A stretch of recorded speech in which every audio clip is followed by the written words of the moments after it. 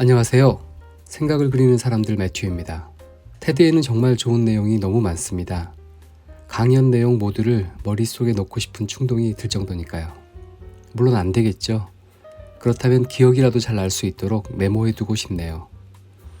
아무리 생각해도 그래픽 레코딩보다 더 좋은 기록법은 없는 것 같습니다. 그럼 오늘도 의미 있는 내용을 멋지게 정리해 보도록 하겠습니다. 오늘 선택한 내용은 타일러 코헨의 간단한 이야기를 의심하다입니다. 좀 어렵고 복잡한 내용이라 그래픽 레코딩이 딱이다 싶었습니다. 먼저 강연자이신 타일러 코헨 교수님은 조지 메이슨 대학교의 경제학과 교수이며 이코노미스트 선정 10년 동안 가장 영향력 있는 경제학자 중 한 명으로 꼽혔으며 블룸버그 비즈니스 위크는 미국에서 가장 인기 있는 경제학자라는 별명을 붙였다고 합니다. 또한 외교 전문지 포린 폴리시는 코헨을 세계 100대 사상가로 지명한 바 있으며 현재 블룸버그의 칼럼니스트이며 뉴욕타임즈와 워싱턴 포스트 등 여러 매체에 활발히 기고 활동을 하고 있습니다. 게다가 전 세계에서 가장 많이 읽히는 경제학 블로그 마지널레볼루션닷컴을 공동 운영하며 경제와 사회에 대한 다양한 논평을 하고 있다고 합니다. 타일러 코헨 교수는 이야기를 의심하는 이유에 대해서 말합니다. 이야기의 나쁜 점은 필터의 일환이라는 점입니다. 이야기는 많은 정보를 갖거나 일부는 빠뜨리고 그리고 일부는 유지가 됩니다. 하지만 이 필터라는 것을 통하게 되면 항상 같은 것을 남기게 마련입니다. 여러분들이 잘 알고 있는 몇 가지의 간단한 이야기로 남게 된다는 거죠. 낯선 사람이 마을에 들어왔다라는 말로 요약할 수 있는 오래된 말로도 알 수 있습니다. 크리스토퍼 부커의 책이 있는데 그 책에는 실제로 7가지 유형의 이야기가 존재한다고 주장합니다. 첫 번째는 괴물을 무찌르는 이야기, 두 번째는 가난뱅이가 부자가 되는 이야기, 세 번째는 신대륙을 개척하는 원정 이야기, 네 번째는 여행과 귀환, 다섯 번째는 희극을 다루는 코미디, 여섯 번째는 비극, 그리고 마지막 7번째는 부활이 있습니다. 그 목록에 정확히 동의할 필요는 없지만 요점은 이것입니다. 이야기라는 관점에서 생각한다면 자기 자신에게 같은 이야기만 계속해서 말한다는 것입니다. 사람들이 자신의 삶을 설명하도록 요청받는 연구가 매우 흥미로운 이유는 자신의 삶을 설명하라는 질문을 받았을 때 엉망이라고 말하는 사람이 거의 없다는 것입니다. 아마도 최선의 대답일 것입니다. 엉망은 해방과 힘이 될 수 있기 때문입니다. 또한 다양한 힘을 만들어내는 방법이 될 수도 있습니다. 하지만 사람들이 하려고 한 말은 내 인생은 여행이다 라고 말하고 싶어 했습니다. 51%는 자신의 삶을 이야기로 바꾸고 싶었고 11%는 내 인생은 전쟁이다 라고 대답했습니다. 8%는 내 인생은 소설이다 라고 답했고 5%는 내 인생은 연극이다 라고 답했습니다. 누구도 내 인생은 리얼리티 TV쇼라고 말하지는 않았습니다. 하지만 다시 우리는 지금까지 상상해본 엉망의 질서를 부여하고 있으며 그것은 동일한 패턴을 취하고 있습니다. 그리고 문제는 무언가가 이야기의 형태일 때 종종 우리는 우리가 기억하지 말아야 할 때를 기억합니다. 여러분은 조지 워싱턴과 체리나무 이야기를 알고 계신가요? 우리는 정확히 그때 무슨 일이 일어났는지 확실히는 알 수 없습니다. 예를 들어 폴 리비어는 미국 독립전쟁 당시에는 매사추세츠 민병대 장교로 활동했으며 민병대 연락위원회 소속이기도 했습니다.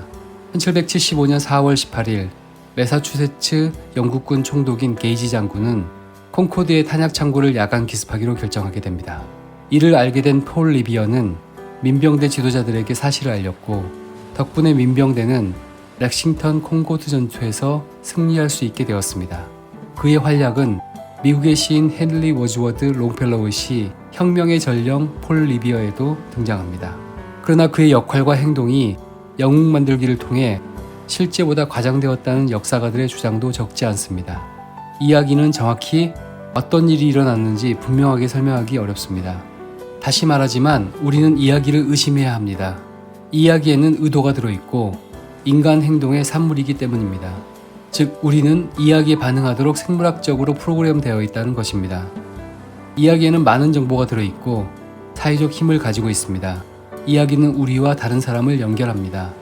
그래서 이야기는 우리가 먹는 사탕과 같다고 코헨 교수님은 말합니다. 우리가 정치 정보를 소비하거나 소설을 읽을 때 또는 우리가 실화책을 읽고 있을 때 실제로 우리는 이야기를 먹고 있다고 말이죠. 실화는 어떤 의미에서 새로운 소설이라고 말할 수 있습니다. 책은 때로 진실을 말하기도 합니다. 하지만 모든 이야기가 같은 형식을 사용한다는 것이 문제입니다. 이야기에 너무 의존하면 무엇이 문제일까요? 첫째, 서사는 너무 단순해지려는 면이 있습니다. 왜냐하면 서사의 요점은 긴 시간이 아니라 한두 문장으로 요약할 수 있게 대부분의 서사를 제거하는 것입니다. 그래서 대부분 선악 구조로 단순화해버리는 것이죠. 그렇다면 언제 우리가 이야기를 의심해야 할까요? 라고 물을 수 있습니다. 만일 이야기를 듣다가 영화로 만들면 좋겠네 라고 생각이 들 때라고 합니다. 그때 우리는 좀 더 조금은 엉망이지 않았을까 하고 생각해 보아야 한다고 말합니다. 둘째, 일반적인 이야기나 줄거리를 강하게 나가야 한다는 주장입니다. 우리는 상황 파악이 잘 안 될 때 남의 탓으로 돌려버리죠. 그러면서 그들에게 강하게 나가야 해 라고 말이죠. 이 강해져야 한다는 생각, 타일러 코엔은 일종의 정신적 게으름으로 봅니다. 왜냐하면 여러분은 단순하게 이야기하기 때문입니다. 우리는 강해져야 해, 우리는 강하게 나갔어야 해 라고 말이죠. 보통 이런 이야기는 일종의 경고 신호입니다. 세 번째, 많은 이야기를 마음에 한 번 새기고 종일, 심지어는 평생 동안 마음에 담을 수 있다는 것입니다. 이야기가 너무 많은 목적을 가지게 되는 꼴입니다. 이야기가 흘러가려면 단순해야 하고 이해하고 전달하기 쉬우며 기억하기 쉬워야 합니다. 결국 이야기는 이중적이며 반대되는 목적을 가지고 있기에 이야기의 대부분은 판단을 제대로 하지 못하도록 만들게 됩니다. 즉 바로 자신에게 너무 많은 이야기를 들려준다는 것, 너무 이야기에 즉시 넘어간다는 것입니다. 그래서 조금 알고 있는 사람들이 아예 모르는 사람들보다 더 치명적인 실수를 하게 되는 겁니다. 우리 속담엔 섣부른 무당이 살아난다는 말이 있었죠. 딱 맞는 말입니다. 자신이 일자무식이라고 생각하는 사람들이 결국에는 성공하는 경우가 많습니다. 타일러 코엔은 말합니다. 생각의 함정에 빠지지 말라고 말합니다. 이야기를 이용해 나를 조종하려는 사람이 있을 수 있으니까요. 스스로에게 계속 되뇌어야 합니다. 무슨 메시지일까? 아무에게도 혜택이 없는 이야기는 뭘까? 어떻게 결정이 바뀌지 않게 되었을까? 이야기를 확인하는 간단한 방법입니다. 왜냐하면 당신은 자기 기만, 이야기, 열린 마음에 대해 근본적으로 합리적이기 때문입니다. 결국 타일러 코엔은 인간은 기본적으로 이야기로 생각한다고 말합니다. 마술적 리얼리즘 소설가로 유명한 가브리엘 가르시아 마르케스가 이야기하기 위해서 산다라는 자서전을 썼습니다. 이 자서전에서 사람은 행동을 설명하고 삶의 의미를 찾고 타인과 연결하려고 이야기로 기억한다고 합니다. 그는 우리의 삶, 그리고 우리의 지저분하고 복잡한 비이성적인 세계를 단순 이야기라는 관점에서 생각하지 말라고 요청합니다. 그는 우리의 삶, 그리고 우리의 지저분하고 복잡한 비이성적인 세계를 단순한 이야기라는 관점에서 생각하지 말라고 요청합니다. 그리고 엉망인 인생에 대하여 좀 더 관대해지라고 말합니다. 경제학자이지만 참 감성이 풍부한 교수님이구나 싶었습니다. 여러분은 어떠셨나요? 정리된 내용을 통해 더 깊은 울림을 받으셨으면 좋겠습니다. 시간이 되실 때 집중해서 타일러 코엔의 풀 영상을 다시 한번 보시기를 추천합니다. 그럼 더 좋은 강의를 그래픽 리코딩하며 다음 컨텐츠로 만나길 기원합니다. 영상이 마음에 드셨다면 구독과 좋아요, 알림 설정까지 부탁드립니다. 저의 다른 작품들이 궁금하시다면 네이버 블로그와 인스타 계정에서도 확인 가능합니다. 많이 들러주세요.